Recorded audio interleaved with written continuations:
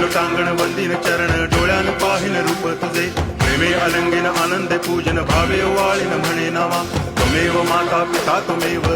बंधुश्च सखा त्वमेव विद्या करुणं त्वमेव सर्वं मम देव कायेन वाचा मनसेन्द्रियैर्वा बुद्ध्यात्मना वा प्रकृति स्वभावात् करोमि यद्यत् सकलं परस्मै नारायणायति समर्पयामि अच्युतं केशवं रामनारायणं कृष्णदामोदरं वासुदेवं हरि गिरिधरं माधवं गोपिकावल्लभं जानकीनायकं रामचन्द्रं भजे।